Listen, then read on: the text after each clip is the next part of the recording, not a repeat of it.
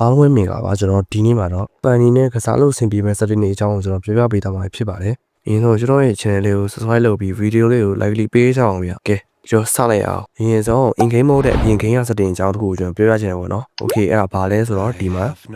interface ဆိုတာရှိရဗျာ။ဒီမှာ customize ဆိုတာရှိရအဲ့ဒါလေးနှိပ်လိုက်မယ်။ Okay ဒါဆိုရင်ကိုချက်တဲ့ပုံစံချင်းလို့ရပါတော့။လက်ကွက်တွေ။ Okay အဲ့ဒီမှာဒီမှာ scale 2ကအဓိကပဲနော် funny ကစား scale 2ကအဓိကအဲ့တော့ scale 2ကိုကိုယ့်ရဲ့လက်မနဲ့ကွက်တိကြအောင်ချင်းမဲပေါ့နော်။ Okay ချိန်ပြီးပြီဆိုရင်ဒီမှာစေ့မယ် apply hero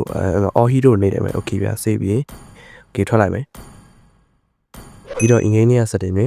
အရင်ဆုံး in game နဲ့ဟောဒီ graphic setting ပေါ့နော် graphic setting ကဘယ်လိုရေးကြီးလဲဆိုတော့ okay ကူးစောနေတဲ့ဘုံက device ကအရင်မကောင်းဘူးဆိုရင်ဒီမှာ max quality ကို short ဆော့ပေါ့နော်ပြီးကြတယ်မှာ scale effect အဲ့လေးကို short ဆော့ပေါ့နော်max quality ဆိုရင်လို့အနေဆုံးကိုထားလိုက်ပေါ့နော်ဖုန်းနိုင်တဲ့လူတွေကတော့ graphic ကိုအမြင့်ဆုံးထားဆော့တယ်ကိစ္စမရှိဘူးပေါ့နော်ပြီးကြ frame rate ဒီမှာကြည့်ကျွန်တော်မှာဆိုရင် frame rate က height ထိပဲရပါတော့တချို့လူတွေဆိုရင် super ultra ထိရရပေါ့နော်ကျွန်တော်ဖုန်းက height ထိပဲရတော့ height ထိပဲထားမယ်ပေါ့နော်super ရရင် super ထိထား ultra ရရင် ultra ထိထားလို့ရပါတယ်ဒီက frame rate ကရေးကြည့်ပါတယ်ဒါကပြီးပြီနောက်တစ်ခုက control setting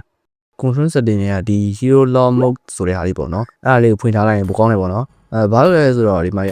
ကိုချမဲ့ hero တစ်ကောင်လေးကို lock ခတ်ပြီးတော့ချလို့ရပါတော့ battery ထဲမှာဒီလူတွေအများကြီးရှုပ်နေပြီးကိုကမစမန်ကိုတတ်ပါကွာအဲ့ဒါမှ damage ပေးတာတခြားတယောက်အဲ့လိုဖြစ်နေပါဆိုလို့ပေါ့နော်အဲ့ဒါလေးဖွင့်ထားမယ်ပေါ့နော်နောက်တစ်ခုက face position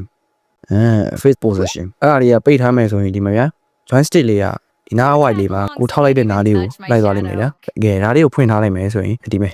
ဘယ်နားထောက်တော့ joystick လေးကလိုက်မသွားတော့တွေ့လားဘာလို့ဖွင့်ခံလဲဆိုတော့ battery ထဲမှာဗျာ joystick ကြီးကအပေါ်ရောက်လိုက်အောက်ရောက်လိုက်နေ battery မှာညစီရှုပ်စရာကြီးဖြစ်နေမှာဆိုလို့ပေါ့နော်နောက်တစ်ခုက scale joystick position ဒီမှာ tab position ကိုထားမယ်ဆိုရင်ခုနက joystick လိုပဲဗျာဒီမဲ့ဒီနားတဝိုင်းနှိပ်လိုက်မိရတယ်နှိပ်လိုက်တဲ့လမ်းကိုဒီ wine လေးကလိုက်သွားမယ်ပေါ့နော်အဲ့အဆင်မပြေပါဘူးဘာလို့အဆင်မပြေလဲဆိုတော့ဒီမှာ tab position ထားပြီးကြိုးစမ်းမယ်ဆိုရင်ဒီ wine လေးကဟိုရောက်လိုက်ဒီရောက်လိုက်နေကိုလေးချင်းထားတာတနေရာနှိပ်မိတာတနေရာဖြစ်နိုင်ပါလိမ့်မယ်နောက်ပြီးကြိုးတွေကလွှဲနိုင်တယ်ပေါ့နော် face position ကိုထားမယ်ဆိုရင်ဒီနားတဝိုင်းနှိပ်မိလေဒီ wine လေးကဒီတနေရာထဲမှာပဲရှိနေမှာပါ face position ထားပြီးကြိုးစဲကြည့်တာတော်တော်လေးသိတာပါတယ်ဒါတော့သိချင်ဒီနှစ်ခုလုံးကိုစမ်းကြည့်ပေါ့နော်ဘာကွာလဲသိသွားပါလိမ့်မယ်